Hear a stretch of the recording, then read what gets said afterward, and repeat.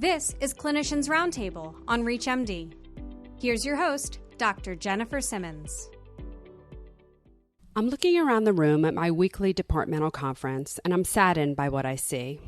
Over the last 10 years, I've watched my colleagues become more and more defeated, suffocating under a cloak of increased administrative responsibilities, increasing productivity requirements, more and more rules and regulations that have nothing to do to contribute to patient care. I see physician burnout. Physician burnout is a mounting worldwide problem.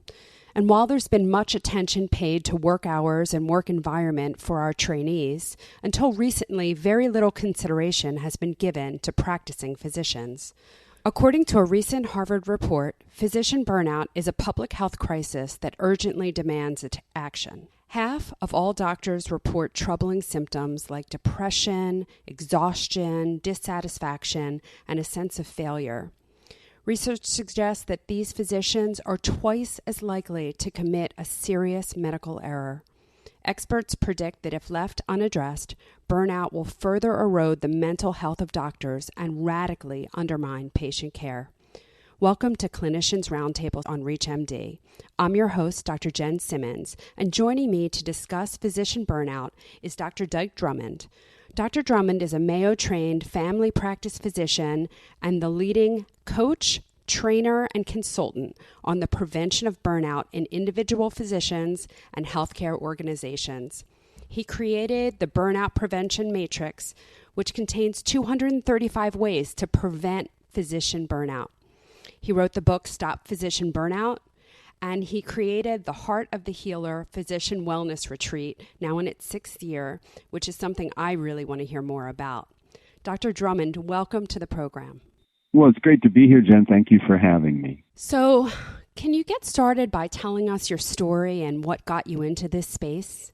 Well, I'm a family doc, went to medical school at Mayo, did my family practice residency in the UC Davis system up in Redding, California. Then 10 years in private practice, a full-scope family practice. I delivered 500 babies, and I was always part of the leadership team of our 40-doctor multi-specialty group, too. But at the age of 40 in 1999, I burned out of my practice.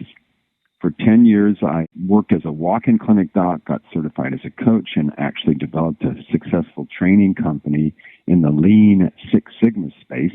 But in 2010, I was burnt to the ground for the second time with my divorce, and I launched a little company called thehappymd.com, which was simply something for me, a way for me to make a right livelihood coaching burned out doctors. And I didn't know that I was catching a wave at the time, because 2010 was when the burnout crescendo started, when a lot of interest started. So at this point in time, I've coached several hundred doctors to recover from burnout, to handle the volume of coaching requests. We have 6 other physician coaches who work with me at the website. And when I saw trends in what was burning people out, I wrote blog posts. That turned into a book. People asked me to train their doctors. So at this point in time, I've worked with over 170 organizations and trained over 30,000 doctors on 4 continents. And all of that experience is something that we take pride in boiling down into very, very simple tools that any doctor can use for immediate impact on burnout. And we travel the world teaching people the things they should have learned in medical school and residency about this. So can you take us through some of that? How do you recognize physician burnout, and how is your perspective in terms of treatment different than other things that we hear? Well, most doctors aren't even familiar with the basic symptoms of burnout. So if we talk about the basic symptoms, there are only 3. One is exhaustion, physical and emotional exhaustion. One of the hints that you're there or close is a little voice in your head may say something like, I'm not sure how much longer I can keep going like this. The second one is being cynical and sarcastic. Compassion fatigue is another word for it. It's where you find yourself being cynical and sarcastic about the very patients that you're supposed to be caring for, a lack of empathy. And the third symptom is where you doubt that your work serves a purpose. And again, a little voice in your head here may say, what's the use? I'm really not making a difference. And so when I see a person who's exhausted and cynical and sarcastic and wondering about why they even went into medicine in the first place, they're either in burnout or at the edge of it, but what will happen is they'll go into survival mode. And here's another common little voice in your head when you're in survival mode. is you wake up in the morning, you still feel like trash, you don't really want to go to work, and that little voice might say something like, maybe if I'm lucky, I'll get hit by a car on the way to work and I won't have to see patients today. So the other interesting thing about survival mode when you've got all those symptoms going on and you're exhausted is it's much easier to see in somebody else than it is to notice in yourself. So the doctor may be the last person to recognize they're burned out, whereas their staff, their family, significant other children, their patients may notice their burnout before they do. And one of the reasons is in residency is a survival exercise. You're just meant to get through it.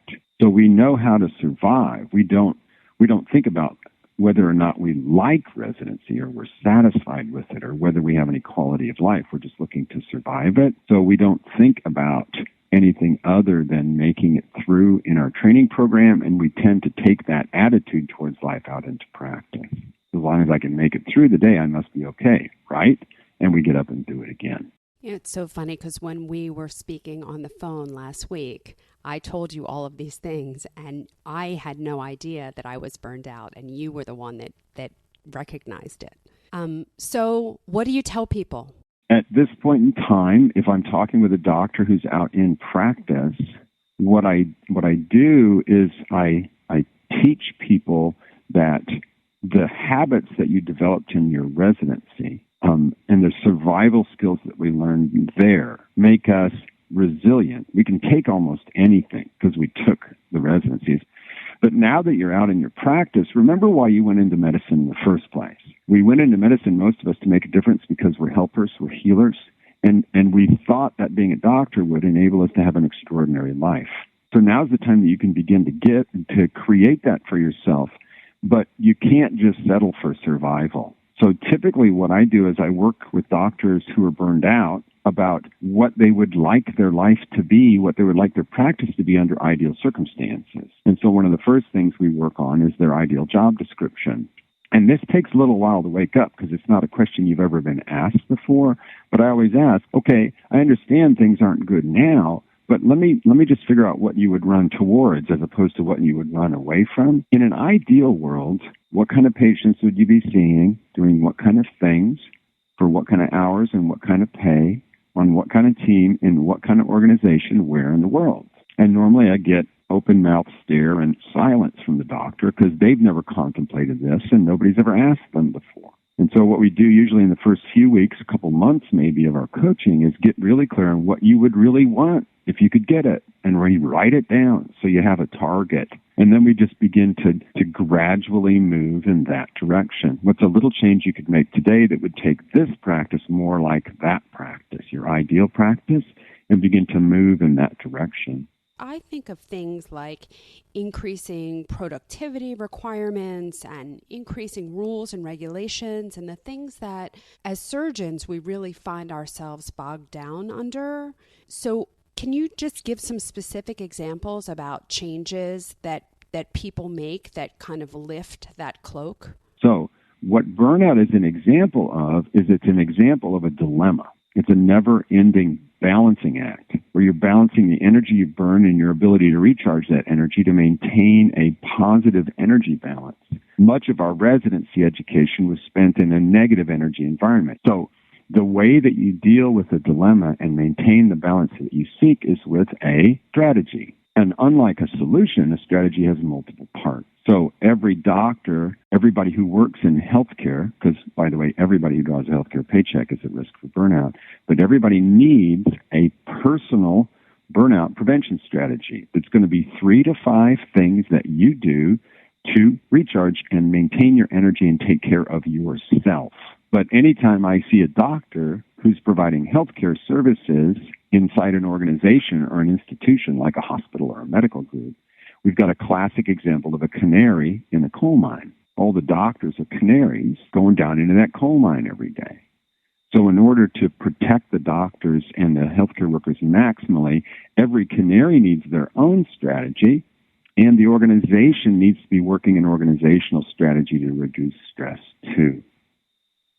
So there are things you do for yourself to take care of yourself, and there are things, especially if you're an employee, there are things you negotiate for inside your organization, or you may be lucky enough to find yourself employed by an organization that actually cares about you and has an organizational strategy to reduce stress. But there are two strategies that have to take place at once in order to protect you maximally, one for you and one for the organization. So that's the simplest or the least complex way that you could prevent burnout. So talk to me a little bit about your Physician Burnout retreat. I'm curious, who comes to that? Who should come to that? Who's your avatar? It's a great question. Statistics show that 50% of doctors are burned out if we do a survey. Those statistics have been at 50% since 2014. The background rate of burnout prior to the 2000s was 1 in 3 doctors, so it's gone up significantly. But the question is, of the doctors that are practicing today, what percentage of them recognize they're burned out? That's one. And then what percentage of those people are willing to ask for help with their burnout? And then what percentage of those people are actually willing to pull out their own credit card and pay for professional help for their burnout? What we do at the retreat is we talk about the symptoms of burnout. We talk about the need for a strategy. And we talk about your ideal job description. What would you like to change? And we plan to go home and make changes in what you're doing, to change what you're doing to get a different result. The only way to get a new result, the only way to get a better energy balance is to take new action.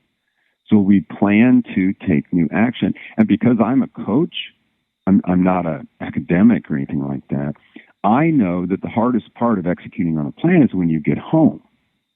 So in our retreat, we built 12 weeks of post-retreat support into the program. The retreat is a 12-week experience. Only 3 days of it are on site.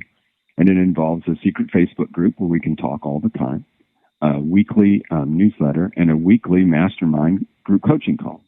So that when you get home and things get tough, you aren't on your own. We're right there talking about difficult things, coaching people when they get home on the phone calls, how to implement these little strategies. You can avoid everything you don't want in your life.